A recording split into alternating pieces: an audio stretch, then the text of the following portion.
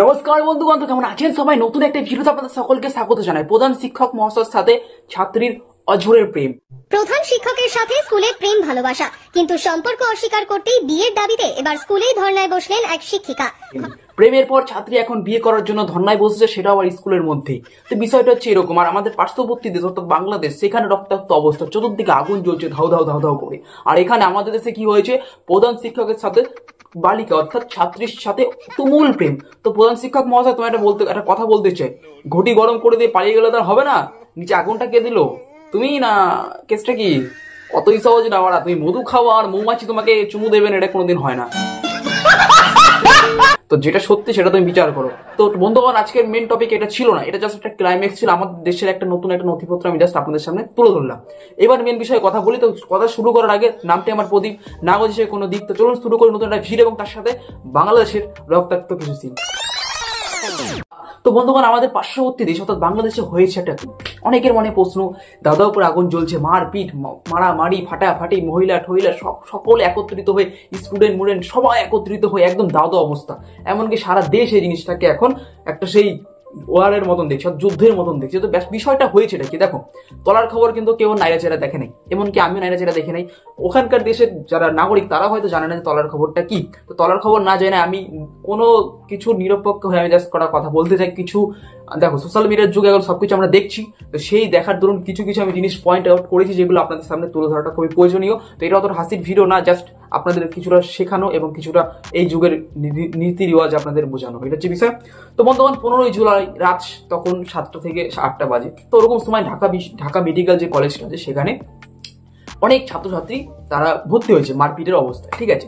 তো সেই জায়গায় অঝরে একটা মারপিট শুরু হয়ে গেছে, অন্য একজন এসে, অন্য একটা দল এসে, বুঝতে পারছেন তো এটা বিষয়। এবং যেখানে যারা আহত ছিল তাদেরকেও তো কেলিয়েছে, তার সাথে তাদেরকে যা ট্রিটমেন্ট করছিল তাদেরকেও কেলিয়েছে। তো এই বিষয়টা আস্তে আস্তে পুরো ঢাকা মাকা ইউনিভার্সিটি ছোটখাটো যত জেলা মেলা আছে সবাই এক হয়ে গেছে, ঠিক আছে। এক হয়ে এখন তুমুল হারে ঝড় তুলছে, ঠিক আছে। কে এদিকে পুলিশের গাড়ি ভাঙছে, ওদিকে সরকারি কলেজ বলে আড্ডা বাড্ডা ভেঙে দিচ্ছে, চতুর্দিকে খালি আগুন আর আগুন, ঠিক আছে।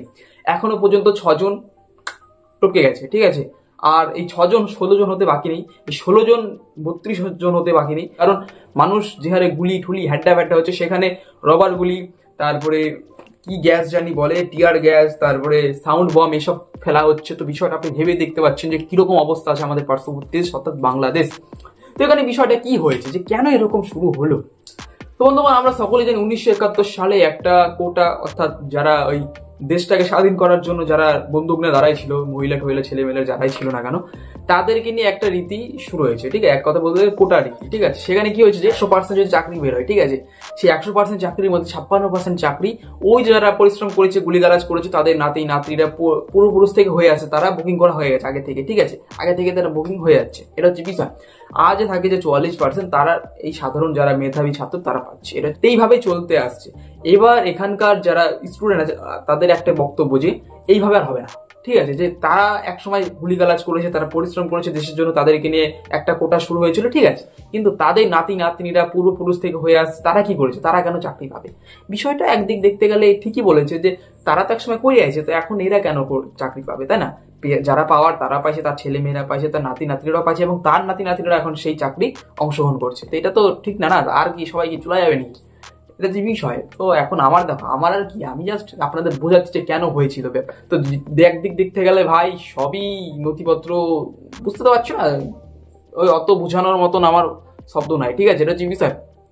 একটা কথাই বলবো ভাই, যা হচ্ছে খুবই খারাপ হচ্ছে আমাদের পার্শ্ববর্তী দেশ অর্থাৎ বাংলাদেশ। এই জিনিসটা খুবই তাড়াতাড়ি বন্ধ হওয়া উচিত। যে কোনো একটা সমাগম হোক বা একটা সমাধানা হোক, একটা মিটিং হোক, যাই হোক না কেন, খুবই শীঘ্র এটা বন্ধ করা উচিত। কারণ অবস্থা খুবই বাজে, একদম বাজে অবস্থা, সেটা চোখে দেখার মতন পর্যায়ে নাই। অনেকে দেখি মুলি খাইছে, মরে গেছে, এই হয়েছে ওই হয়েছে, 6 জন মরে গেছে, আহত হয়েছে আনলিমিটেড, কতজন আহত হয়েছে তার কোনো ঠিকই নাই। তো একটা কথাই বলবো যে জিনিসগুলো যাই হচ্ছে কেন খুবই খারাপ হচ্ছে। যে করেই হোক, এই পাশ ওপাশ যে করে হোক, জিনিসটা বন্ধ হোক। কারণ মানবতা, এটাই আমার জাস্ট আমার ভিতরে কথাটা আসে যে রক্তাক্ত যে জিনিসটা দেখাটা খুবই একটা ভয়ঙ্কর একটা সিন, এটা যে বিষয়। তো বন্ধুগণ, অনেক কলেজ মলেজ সব বন্ধ হয়ে গেছে, কিচ্ছু এখন চলতেছে না। এক কথা বলতে গেলে কারফিউ জারি হয়ে গেছে, বুঝলা? এটা যে বিষয়। কি আর বলুন ভাই, সবই তলার খবর, আর জানি না ভাই কি হয়েছে। তো আমি আজকের মতন এখানে শেষ করছি। কালকে একটা নতুন হাসির ভিডিও আসতে চলেছে, আজকে জাস্ট এটা জানানো ছিল এবং জানিয়ে দিয়েছি। চলুন দেখাচ্ছে কালকে একটা নতুন ভিডিওর সাথে। ভালো থাকবেন, সুস্থ থাকবেন।